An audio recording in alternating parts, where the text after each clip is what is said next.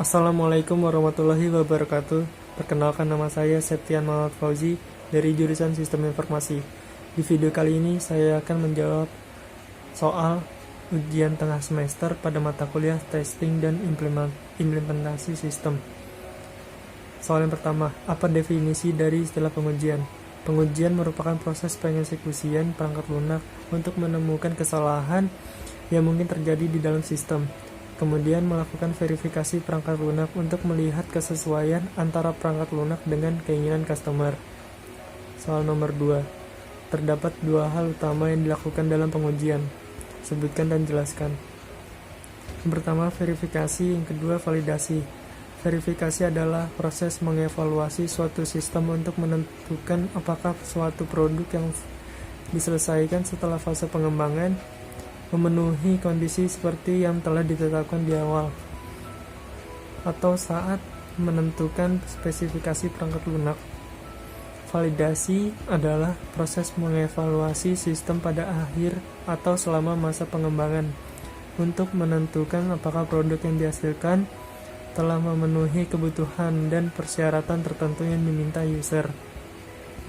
Soal nomor 3. Kita mengenal beberapa tipe pengembangan sistem. Coba sebutkan ada beberapa tipe dalam pengembangan sistem. Kemudian jelaskan termasuk karakteristik dan siasat pengujiannya. Pertama, pengembangan sistem biasa. Karakteristik menggunakan metodologi pengembangan sistem. User mengetahui requirement. Pengembangan menentukan struktur. Siasat pengujian. Pengujian dilakukan pada akhir tiap-tiap tahap, melakukan verifikasi tiap-tiap spesifikasi yang diperlukan, dan menguji struktur dan fungsi. Yang kedua, pengembangan iteratif atau prototyping case. Karakteristik requirement tidak diketahui, struktur didefinisikan di awal pengembangan. Siasat pengujian, verifikasi alat bantu case yang digunakan, verifikasi kebutuhan tiap prototipe, menguji fungsionalitas. Yang ketiga, pemeliharaan sistem. Karakteristik, memodifikasi struktur. Siasat pengujian, menguji struktur dan mengeluarkan metode kerja yang baik, serta memerlukan pengujian regresi. Yang keempat, kontrak atau pembelian software. Karakteristik, struktur tidak diketahui, banyak terjadi defect, fungsionalitas tercantum dalam dokumen, dan terdapat berbagai dokumen. Siasat pengujian, verifikasi fungsi yang diperlukan, pengujian fungsionalitas, dan pengujian di dalam lingkungan kerja. Soal nomor 4. Apakah yang dimaksud dari proses verifikasi dan validasi, dan apa tujuan dalam melakukan proses verifikasi dan validasi? Proses verifikasi dan validasi adalah keseluruhan proses daur hidup.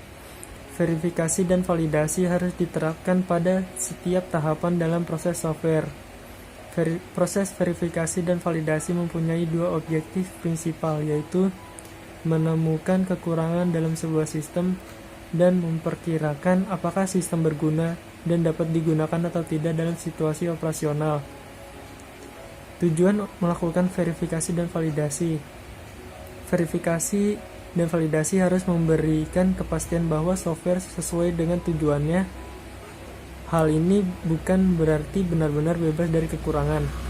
Cukup baik untuk tujuan penggunaan dan tipe dari penggunaan akan menentukan derajat kepastian yang dibutuhkan. Soal nomor 5.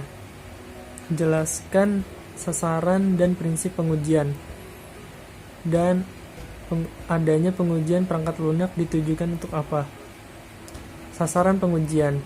Yang pertama, pengujian adalah proses eksekusi suatu program dengan maksud menemukan kesalahan. Pengujian yang sukses adalah pengujian memiliki probabilitas tinggi untuk menemukan dan mengungkapkan semua kesalahan yang belum pernah ditemukan atau diduga sebelumnya.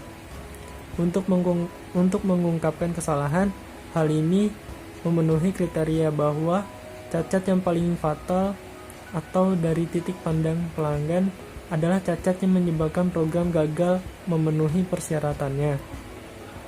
Lalu prinsip pengujiannya.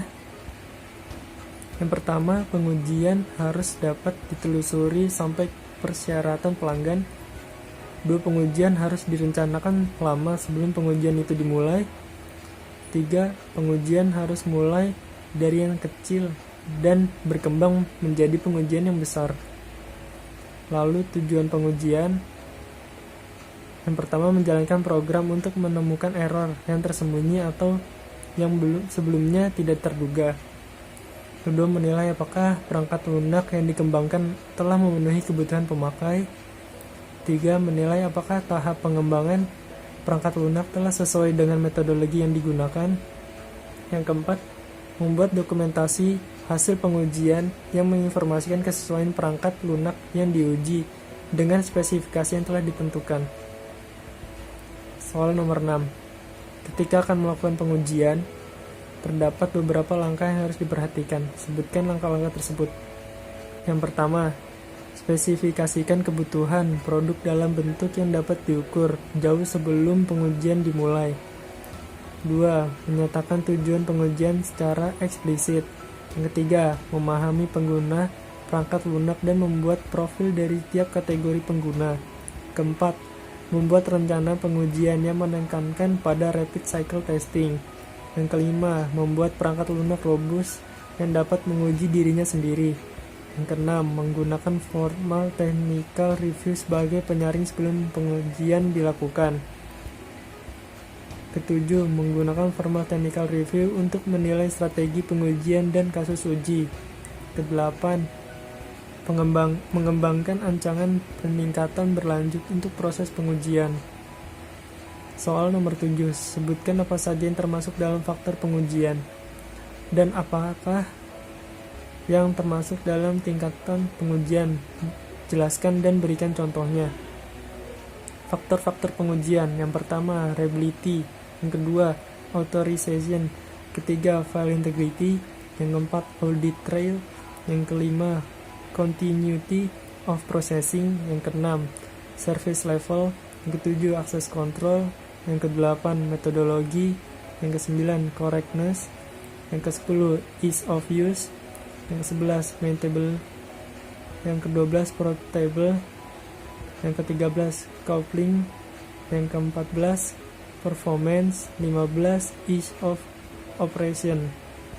Tingkatan pengujian. Yang pertama, pengujian unit adalah pengujian yang difokuskan pada unit terkecil dari program atau modul. Pengujian ini didasarkan pada informasi dari deskripsi perancangan detail perangkat lunak. Pada umumnya, pengujian ini dilakukan secara white box dan source code based testing dengan melakukan pengecekan jalur khusus pada struktur kendali modul untuk meyakinkan kelengkapan, kecangkupan, dan deteksi maksimum kesalahan. Yang kedua, pengujian integrasi adalah pengujian yang difokuskan pada gabungan unit-unit atau modul-modul yang membentuk kesatuan fungsional. Pengujian ini didasarkan pada informasi dari deskripsi perancangan awal perangkat lunak. Pengujian ini dilakukan untuk menemukan kesalahan antarmuka antar modul. Pengujian ini umumnya dilakukan oleh pengembangan tersendiri atau dilakukan antar pengembang. Pengujian ini pada umumnya dilakukan secara white box dan black box. Yang ketiga, pengujian sistem adalah pengujian yang dilakukan pada sistem komputer secara keseluruhan. Pengujian ini umumnya dilakukan oleh pengembang bersamaan dengan pengembang lainnya. Karena pengujian yang dilakukan berhubung dengan elemen lain perangkat lunak. Pengujian ini dilakukan untuk mensimulasikan data dari salah atau data yang berpotensi salah pada antarmuka perangkat lunak. Ya, sekian jawaban yang sudah saya berikan. Kurang lebihnya mohon maaf. Wassalamualaikum warahmatullahi wabarakatuh.